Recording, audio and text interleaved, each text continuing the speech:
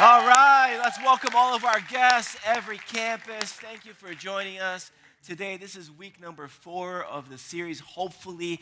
If you missed any of the weeks, I want to encourage you to go back to check it out, to go and explore what God can speak to you through this series. It's been such a fun journey for us together. Now, if you're a guest with us here at Echo, I just want to say thank you for coming out. You are welcome in this place and whatever campus you find yourself in. I want to encourage you before you leave today at our experiences, whether it's online or at a physical location, for you to check in today. Let us know that you're here. We want to send you a gift and pray for you this week as well.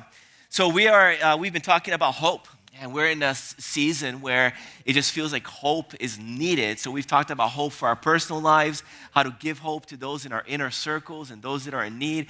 And I want to talk to you today about hope for the future. What does it look like for us to live life in such a way that it makes an impact, not just in our generation, but generations to come? See, I don't think anyone starts life by saying, man, I can't wait to waste my life. But the reality is, a lot of people do waste their life.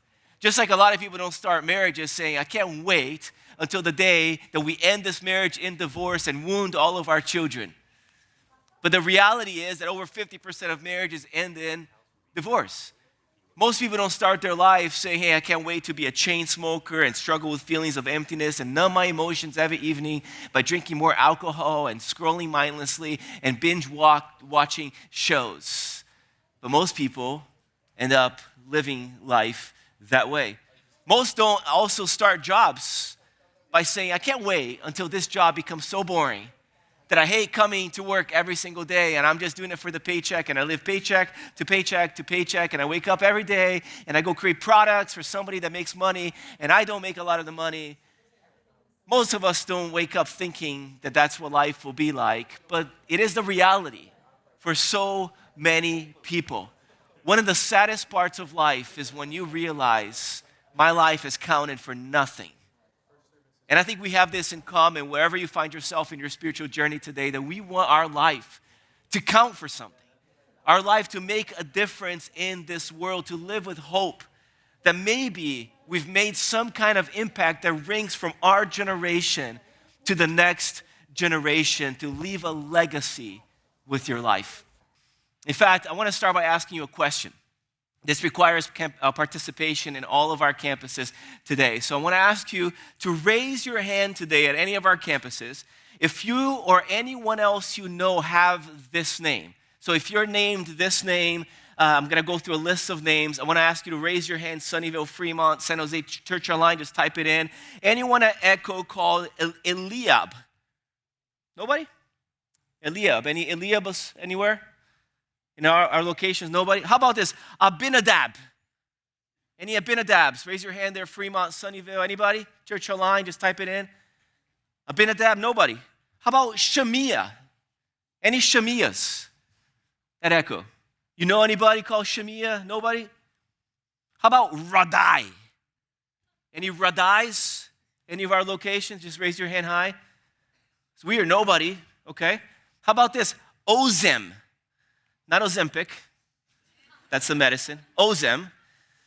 Any called Ozem at Echo? You know anybody that has that name? Nobody? How about this? Anyone have this name or know somebody with this name? David. Raise your hand high. Every single one of us. You know what's interesting about all these names? They were all in the same family. These are all brothers of David, lived in the same generation, had similar opportunities in life, yet one of them has been remembered for 3,000 years, and it's likely that you or a friend of yours was named after this David.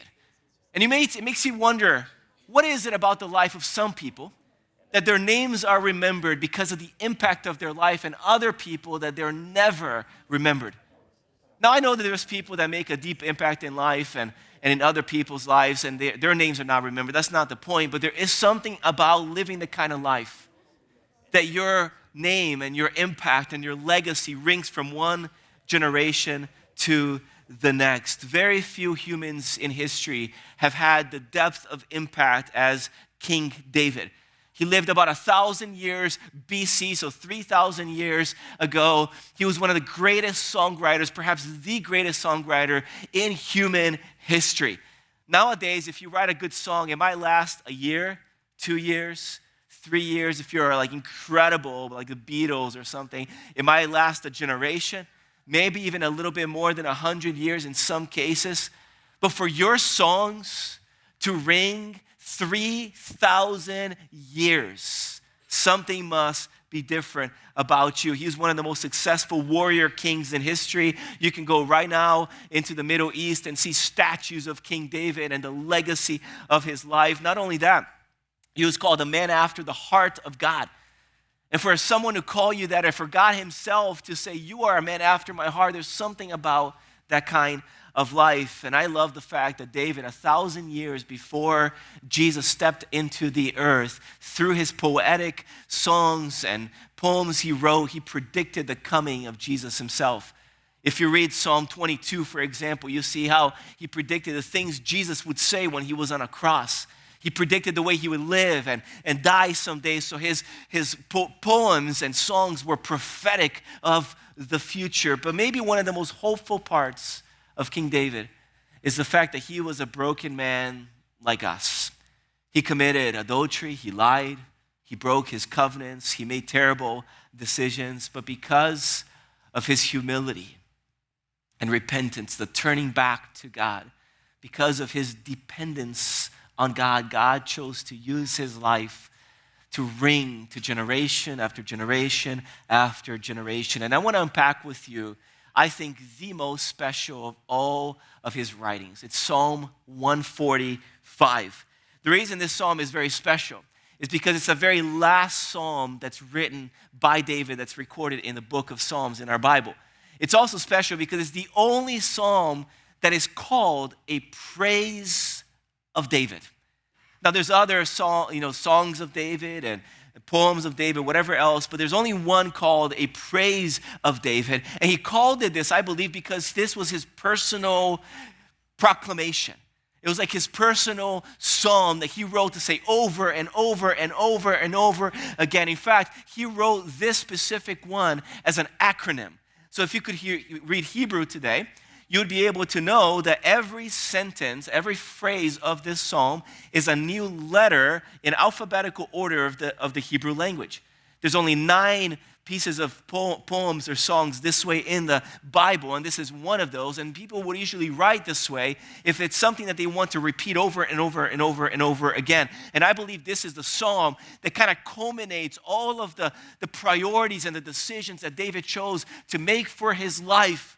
And it's part of why he left a legacy on the earth. And I want to unpack just a part of it. I want to encourage you to go and read this whole psalm at home later as well. But we're going to stick to the first few verses together. It goes like this. I will exalt you, my God and my King, and I will praise your name forever and ever. I will praise you every day. Yes, I will praise you forever. Great is the Lord. He is most worthy of praise. No one can measure his greatness. Let each generation tell its children of your mighty acts. Let them proclaim your power. I will meditate on your majestic, glorious splendor and your wonderful miracles. Your awe-inspiring deeds will be on every tongue, and I will proclaim your greatness, and everyone will share story of your wonderful goodness, and they will sing with joy about your righteousness. One of the most beautiful pieces of writing in human history. And I want to show you a couple patterns that you see throughout this entire psalm that I think reveals to us the kinds of commitments of people like David that let his life ring and echo one generation after the other. Really, there's 2 commitments and are very, very simple. But when we get this, it changes everything. And the first commitment is a commitment to daily devotion.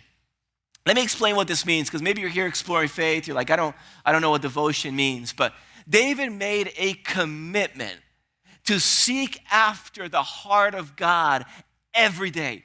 It wasn't just a long-term commitment. He did say, God, I will worship you, I will praise you, my God and my King, forever and ever. But notice in verse 2, he says, I will praise you every day.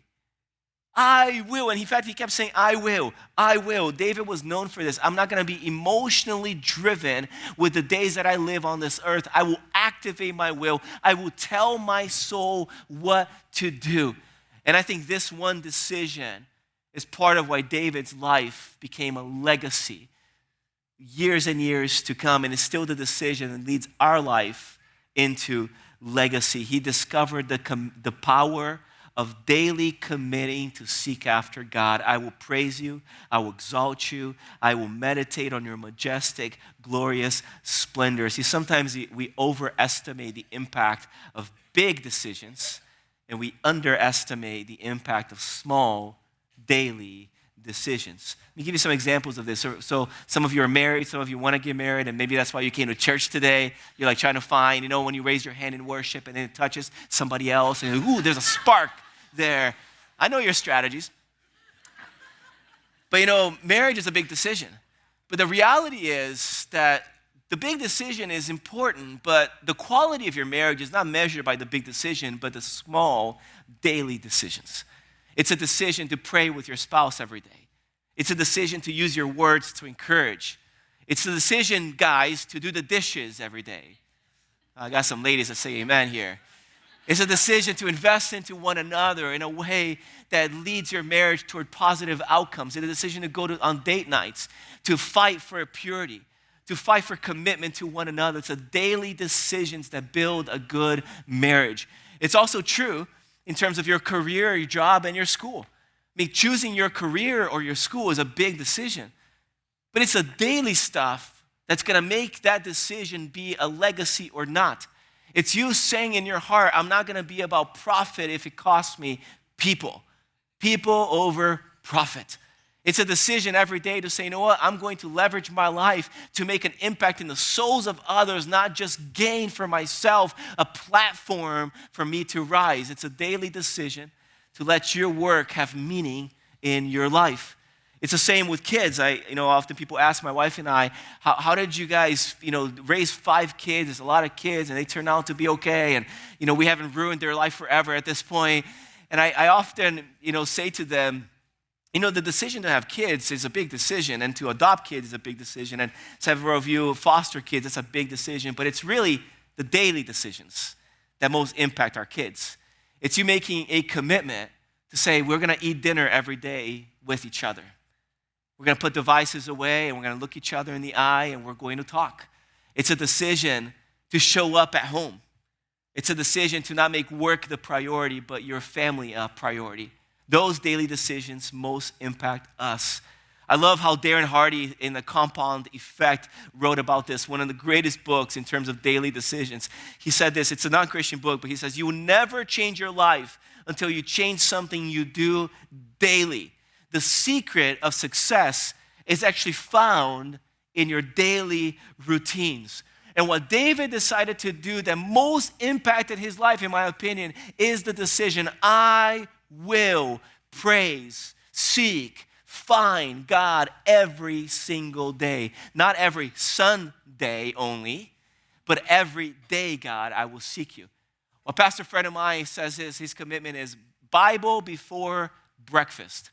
It is a commitment to say, God, I will seek your word and put your words inside of my life every single day. And the compound effect of God's word coming into us has extreme impact in our lives. It's not just for pastors.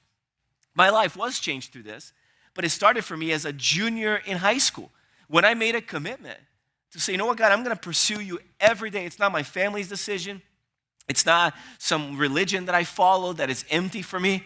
When God really impacted my life and I began to understand that relationship with Jesus is a personal decision, I started to seek after him, and every day I do a little devotional, daily devotion. And those deposits as a junior in high school led me to hear the voice of God and eventually devote my life to him. Daily devotion. One of my favorite people here in the Bay Area is Pat Gelsinger. He's the CEO of Intel, a man of great faith, has single-handedly, actually with a group of friends, funded a great movement here in the Bay Area of unity among churches called Transforming the Bay with Christ. And he said this, he wrote this, he says, my highest priority is my time with my God. Maintaining a daily devotional time every day and fasting once a week is my priority.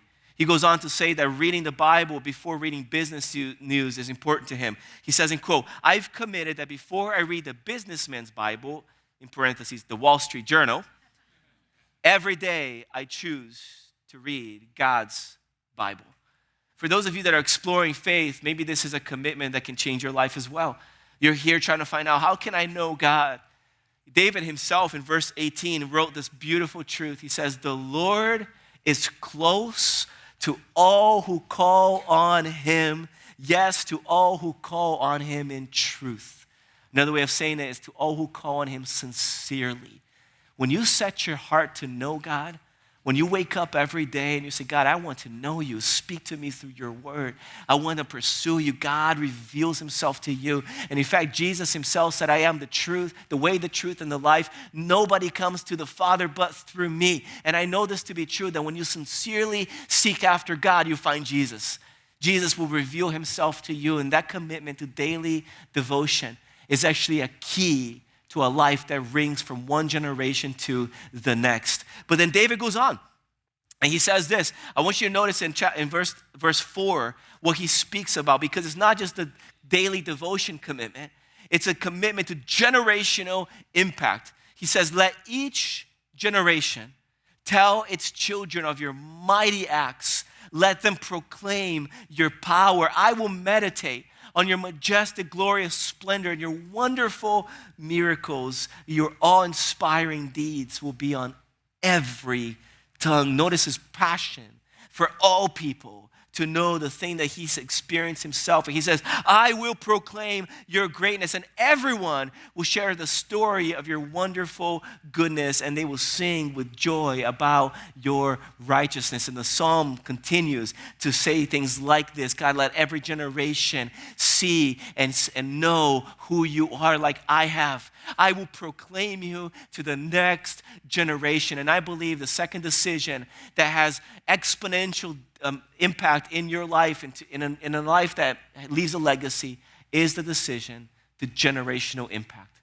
I think the reason why his songs didn't just last for him or his generation is because he wrote it in light of us. I think the reason your job and your skills and your passion can have impact in the next generation is if you start to think, how can everything I have be leveraged, not just for my own pleasure, but to pass faith and stories of greatness of God to the next generation? He says, let each generation tell its children. That was his passion, to pass on faith to the rising generation. What would it look like for us to be that kind of church that wakes up every day saying, God, I will devote myself to you on a daily basis, and I will let my life ring to the next generation? This really, really matters. It's allowing our ceiling to become the floor of those that are coming before us.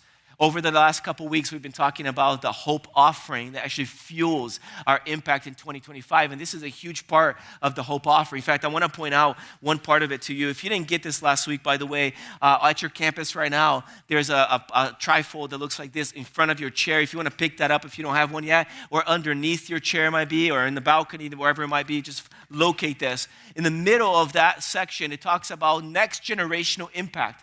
And our goal is to be the kind of church that doesn't age out, but in fact releases those that are younger than us to take the things that God's done in us to a whole nother level. So in 2025, we're fueling all of these next gen initiatives by giving above our regular to this offering called Hope Offering.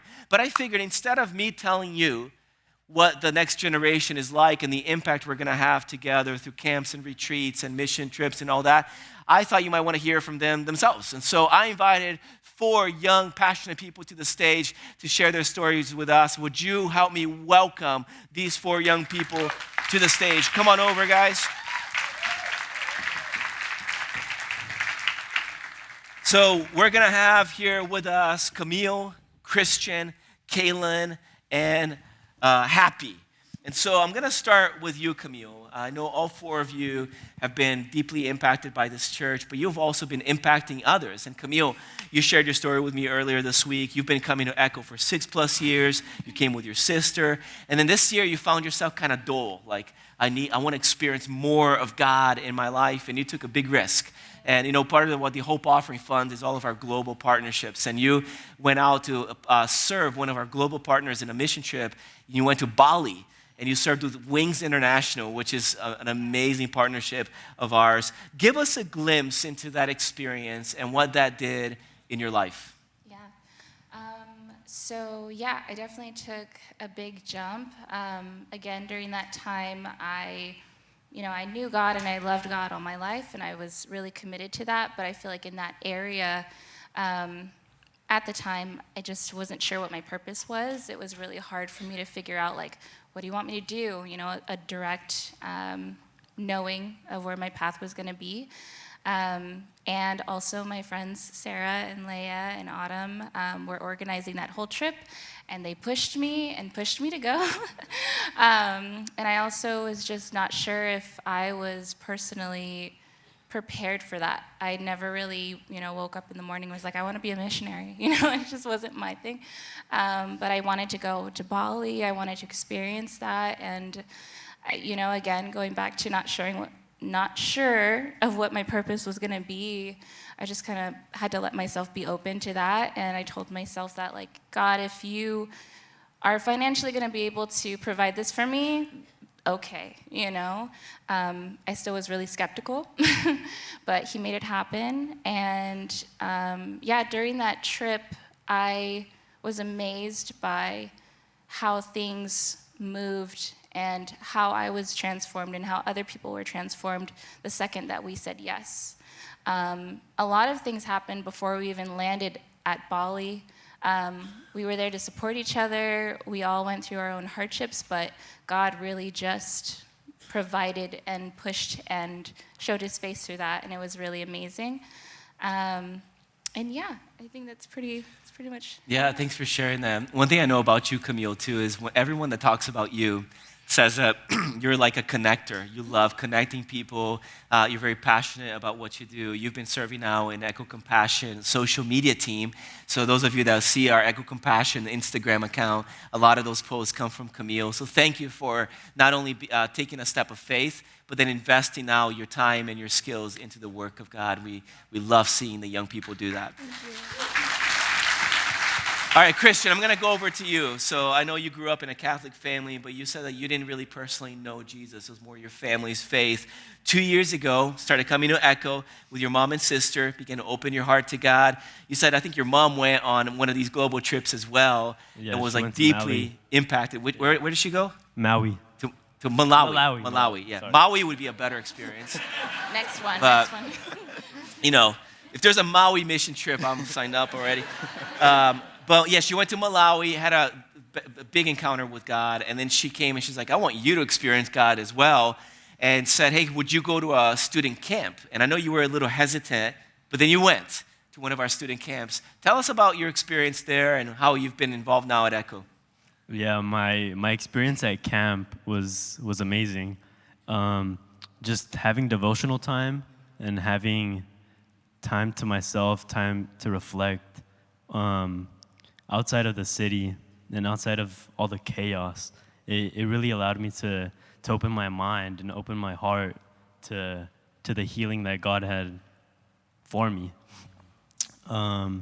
It also, it allowed me to have new friends. It allowed me to meet new people and make new connections. That's pretty much it. Yeah, one thing that I thought was really inspiring that you said to me as well, Christian, is this past year you were in a Bible study with other high schoolers here at Echo, and your leader was stepping out to go lead something else, and you were like, hey, I I kind of feel like I'm the one that should step up with a couple other ones and start leading. And you took a bold step of faith to lead an Echo group with your peers. And I'm proud of you, man. That's the way to go to do it. Thank you. It's a great investment of your time. Kaylin, I'm going to step over to you. If you don't know, Kaylin is actually my daughter. So it's a great honor for me to interview her here on stage. So you're 17, high school. You grew up here at Echo. You've attended more student camps and retreats than probably anybody else in this church. And you love them. You've been deeply impacted by them. But I also know not just the ones at Echo, but the ones outside of Echo have impacted you. And you had a really unique experience this summer. So just tell us a little bit about the impact of camps and then what happened to you this past summer. Yeah, so I've been going on these summer camps for 10 years, since I was 7 years old. And my favorite thing about this camp, that was like the most fruitful to me, was the opportunity to explore my faith on my own instead of it just being like my parents' faith, just really solidifying my beliefs in my heart and not just taking like what other people say about God, but just really exploring what it means to be a Christian and what it means to follow God.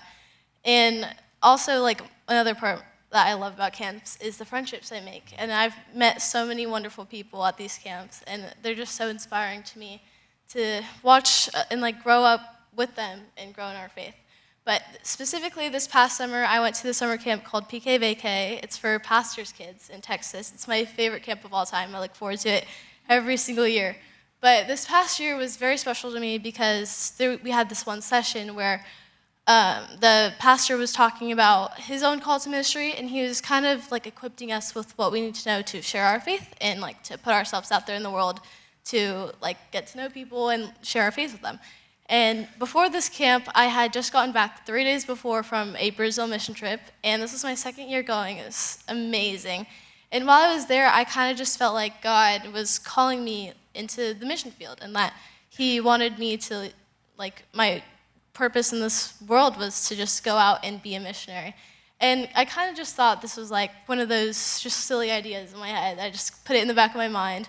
I did talk to some people about it, but I kind of just like kept it there. But at this camp, he started like urging us to seek our hearts and like discover what we're meant to do for this world, for God's kingdom. And I just felt like this surge of confidence in me that God wanted me to be a missionary and to work in the mission field. And I don't know if that means for 6 months or 6 years or forever. I'm open to all options. But I'm so excited to see what God has in store for me. But as this preacher was talking, he asked us to like raise your hand if you feel called to ministry. And I've never felt more confident about anything in my life. So I didn't care if I was the only one in that room raising my hand. I shot my hand up, and it was just such an amazing experience. It really just like confirmed my call for me. And I feel like a lot of people my age, we're trying to learn like what we want to do with our lives, like what we want to be, who we want to be. And so just getting this confidence that I knew what God wanted me to do for him, it really just shaped my heart. And then even after the service, I had 2 friends that came with me to the camp.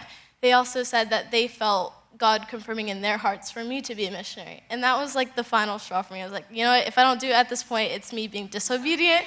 So I know now it's like, so it relieves so much anxiety just knowing what God wants me to do for his kingdom. Wow. You know, when you're a parent, you pray and you pray and you pray for your kids that they would one day get, you know, the faith that you've invested in their life would become their own, and that they would respond to whatever God calls them to do, no matter how hard it is. And this is why we do this kind of stuff. We create environments in kids, students, and young adults so that our faith doesn't just get stuck in our own hearts, but it passes down to the next generation, and it matters. Thanks for sharing that, Caitlin. Happy, I'm going to finish with you.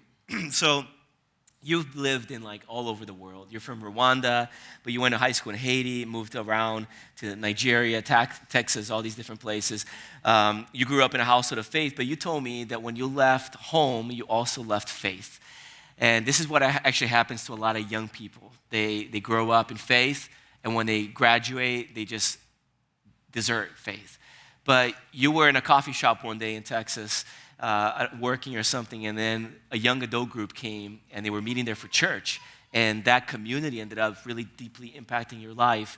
So when you moved here last year to the Bay Area, you immediately try to find a Christian community. And so talk a little bit about your involvement now in what we call YA. It's our young adults ministry here at Echo. You're a rising worship leader. Yeah, I'm representing YA today. I'm not quite the age group of YA, but I'm trying to claim it, you know. But talk about that community, what it's meant to you and your involvement and so forth. Yeah, so it's hard to put that in. I could talk for the whole day, honestly. But yeah, I moved here March of 2023, and I started going to Echo. It was my first church. And so eventually I joined the YA, the young adults here at North San Jose. And it is an amazing community, honestly. And it is such a blessing to have it at this age. 18 to 30-year-olds, because this is a time that is very crucial for the rest of our lives, right? It's a time that sets us up for the rest of our adulthood, right? And so it's a time where our identities are really formed, our beliefs and values, they're solidified in this period of time. And it's just a blessing for us to be able to say that ours are solidified in Jesus. It's also a time where we're like developing our skills and our careers. And I personally have the privilege to lead the worship for the YA. And leading there has allowed me to grow to the point where I sometimes now serve at the Fremont campus with Billy Hanukkah. It is also a time where we're making friends, lifelong friends, right? So it's a time where we're meeting our future husbands, future wives, future uncles to our kids, aunties to our kids. I actually met my girlfriend at YA. And there you go. I told you. See that? It's a good strategy. Yeah. Hey, a lot of young people try to find their spouse at a bar. That doesn't work. I mean, I'm not saying she's your spouse yet, but you never know. Am I predicting something here? God is working. Okay. God is working. Yeah. And something special happened to her last week. Tell us about actually, that. yeah. So her and another one of our YAs got baptized right here. It was amazing. They were actually baptized by other YAs and YA mentors. And it was overwhelming to see the joy. Everybody was crying. Everybody was so happy to see our friends, our YAs, declare their inward faith outwardly. It was amazing. And so it's like family for us as well. For some of us here, we came here for school. We came here for work, and we don't have anybody, for me at least. And there's a couple more like me. And so this community is our family, and they actually meet the criteria because of the support and the love that we get here. And let me give you a few examples of like the support and the love that we receive, because like it's not just good. We go through good and bad moments. So one of the leaders, her name is Michelle. She co-leads with me on the worship team. She organized a birthday party, and that birthday party turned out to be a prayer and worship night instead. So we went there and prayed over her cousin because she was going through something, and it was just amazing to see our community come together, pray together. And if you get to talk to Michelle, she would love to tell you about her story and her cousin's story. But yeah, we pray together, we fast together, we annoy each other together, we have Bible studies, biblical discussions, and yeah, it's growing actually. It was previously led by non-YAs, non-young adults, but now we're pivoting to a YA led by YAs. Yeah. Right? And so we have different teams, and these teams are led by different YAs. So it's a great opportunity for us to grow in the skills that God gave us, the talents that God gave us. And actually, if you are between the age of 18 and 30, I would invite you to come check us out.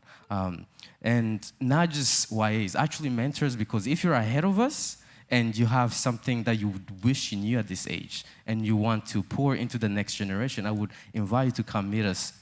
We meet in the Echo Compassion Center every Thursday at 7 p.m. But we'll be skipping this coming Thursday because it's Thanksgiving. But you're welcome to come check us out. Actually, we have a table outside if you want to come by, and we can tell you a lot more. Yeah. You know, one thing I know about all of you guys is you're not just consumers. You are contributing to the mission and serving in social media, leading Bible studies, worship leading. You're even serving now in Echo Kids as a small group leader for younger people. It matters, and you're setting an example not just for your generation, but for our generation. Can we thank them together for their amazing leadership? Thank you, guys. You know, as we close our time together, I want to highlight a couple things to you. One is This hope offering we've been talking about is really important. And if you're part of the Echo family, you know we're a no-pressure church. But what we want to do is invest our resources into doing good in our city, in our region, the world, and in the next generation. And part of what we're trying to do is fuel everything we're doing to invest more into camps, retreats, mission trips, and all these experiences that mold the heart of the young people in our church. And I want to invite you to give boldly to this between now and the end of the year. What we're doing is we're asking everybody to participate in whatever way is appropriate to you. So it might be an extra $100 above your regular giving. It might be $1,000. It might be $100,000. I don't know your capacity, but whatever you regularly give, to give above to this offering, it'll help us fuel compassion all over the Bay Area and the world. And then lastly, when you came in, you got a card that looks like this. And you heard us talking here about this idea of relationship-driven ministry. All of these young people behind me that were on stage talked about how small group environment changes their life.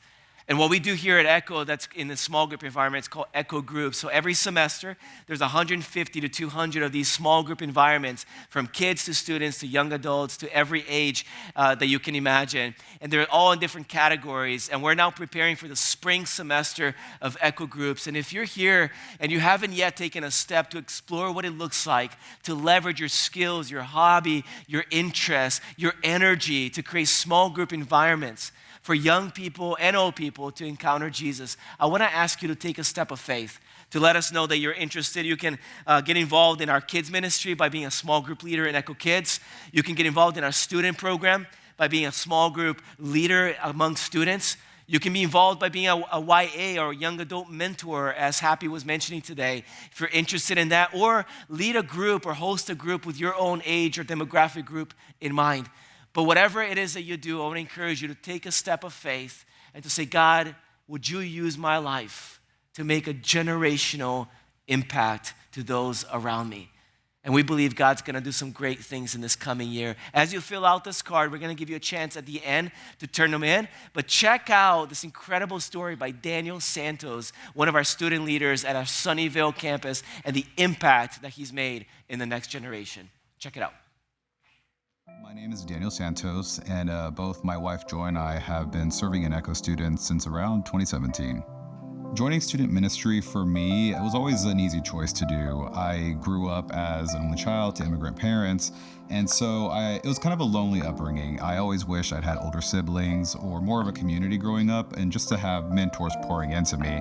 So for me, as I got older, I wanted to kind of become that mentor that I personally didn't have. That's kind of the heart behind why I joined student ministry in the first place. It was just a place for me to give back, because I always felt that if that's something that I personally wanted when I was their age, there's probably other people who also look to have that kind of guidance that they might not have.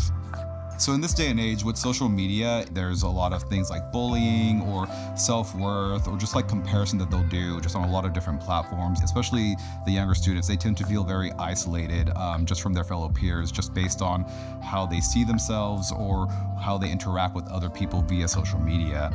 And so through that, you can kind of see that there's this generation right now, they're just struggling a lot with things like depression, all because of just kind of how they feel a lot of times just based off themselves and how they interact with others, whether it be school or through social media. This is why what we, like me and my fellow leaders, one of the big joys we have is just being able to offer them that place, just the friendships, the community that comes with this, as we help these students just mature and grow into just the young adults and the people that God's trying to form them into. And Echo Students is a great ministry for that, because we offer them that safe space. It's definitely always great and fun to see students come in, be consistent, and just over time start to grow in their faith, but also just mature as young adults and just see them start to make other connections, really connect with other students as well, and just form new friendships. So our typical Wednesday night kind of looks like the students come in, we'll have games, we'll have a meal, someone will give a message, and then we'll break out into our small groups. I feel like small groups might be the most important part of the night, where in groups, the students have more of a time and the ability to just be vulnerable and kind of open up in a setting that it comes more freely and easily than might in other situations and environments that they exist in.